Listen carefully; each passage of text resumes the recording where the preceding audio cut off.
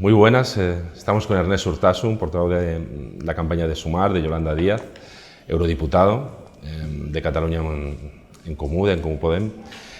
Muchas gracias por venir. Gracias a vosotros. ¿Y cuáles serían las líneas principales de ese proyecto de país, de ese proyecto para 8 años? Yo creo que hay una gran urgencia, de que estamos hablando mucho estos días, que es el tema del coste de la vida. Eso es una cosa extremadamente urgente.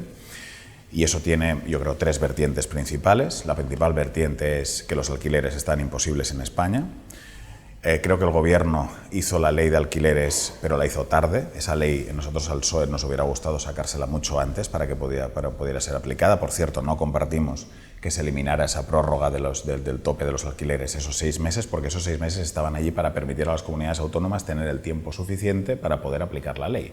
En segundo lugar, el tema de las hipotecas. La subida de los tipos de interés del Banco Central Europeo está haciendo que nuestros ciudadanos paguen entre 200 y 300 euros más de hipotecas en estos momentos. Como saben, hemos propuesto la presentación de este bono social para ayudar a las familias golpeadas por el aumento de las hipotecas. Y el tercero es la cesta de la compra. El súper está imposible, la inflación está en el 2 y algo, pero es verdad que los alimentos están creciendo entre el 11 y el 12. Esa diferencia es muy importante y esto en los bolsillos de las familias se lo notan. Nosotros en esta campaña hemos hecho propuestas en el sentido de ir, y Yolanda Díaz las ha hecho durante el Gobierno, pidiendo que hubiera una cesta de la compra básica. Entonces, hay que incidir allí y ayudar a las familias que tienen problemas también con la cesta de la compra. Y luego, más a largo plazo, yo creo que hay 2 cuestiones fundamentales para España. La primera es la lucha contra la desigualdad y la lucha por la justicia social, y esto pasa por tener mejor empleo, esto pasa por reducir la jornada laboral, esto pasa por reforzar nuestros servicios públicos fundamentales. Y la otra, y estamos insistiendo mucho en esta campaña sobre ello, es la emergencia climática, porque España es uno de los países más afectados por la emergencia climática, donde más va a golpear y necesitamos descarbonizar más rápido y adaptarnos mejor a la emergencia climática.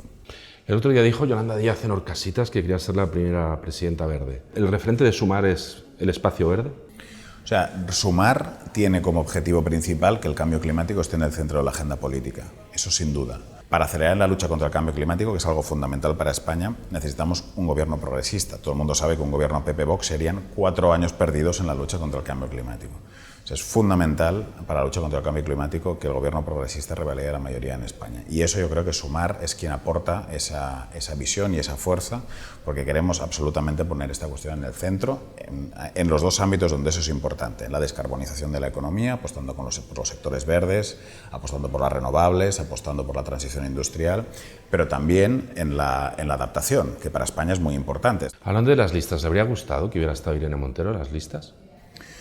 Mira, sobre esto todo el mundo sabe que hemos tenido que ha sido un ejercicio muy complejo que hemos tenido que hacer a toda velocidad, hemos tenido que poner a muchas formaciones políticas de acuerdo, y es evidente que en todo acuerdo y todo buen acuerdo genera renuncias, hay cosas que a unos les gustarán más y a otros menos. Es imposible hacer un acuerdo tan complejo en el cual todo el mundo quede plenamente satisfecho. Ningún acuerdo logra eso, ¿no? Y este era un acuerdo extremadamente complejo, ¿no?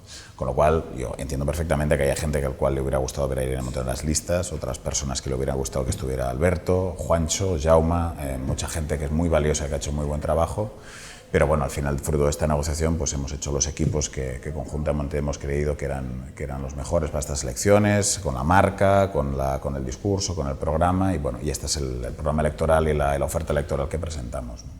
Lo único es que es verdad que, a diferencia de los casos de Juancho, Garzón o Asens, en el caso de Irene Montero, la propia secretaria general dijo públicamente que había habido un veto, que había habido un chantaje, incluso pidió que se levantara eso antes del plazo, ¿no?, de las listas.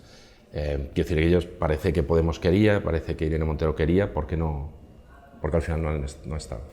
Bueno, insisto, porque al final, cuando uno tiene a 15 partidos en una mesa y el grueso de la negociación es tan amplio, pues al final se generan evidentemente acuerdos que tienen una gran complejidad, ¿no? Pero al final creo que hemos logrado el acuerdo también por una cosa muy importante, que es que hubo mucha gente que apostó que no lo lograríamos. Yo quiero insistir en eso. ¿Y cómo estaríamos ahora?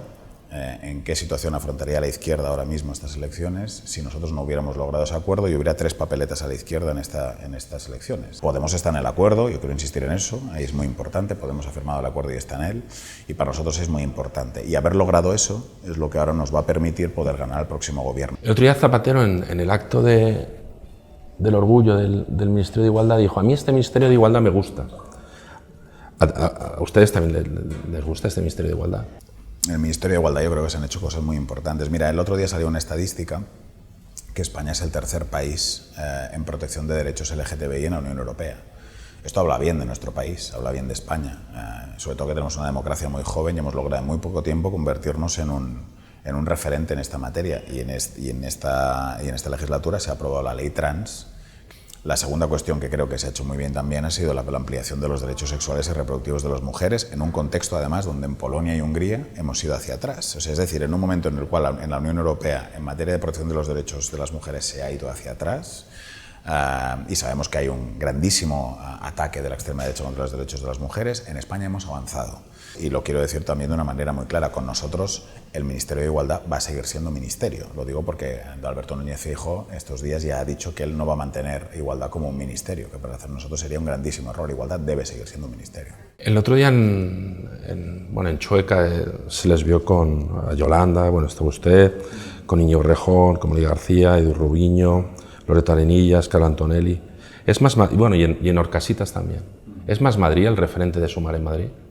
Más Madrid es un componente muy importante de Sumar, pero como todo el mundo sabe, en Sumar hay muchos más componentes. También estuvimos con Sira Rego, que es una gran compañera de Izquierda Unida, esa misma noche, después en la celebración del Huffington Post, que se produjo a posteriori.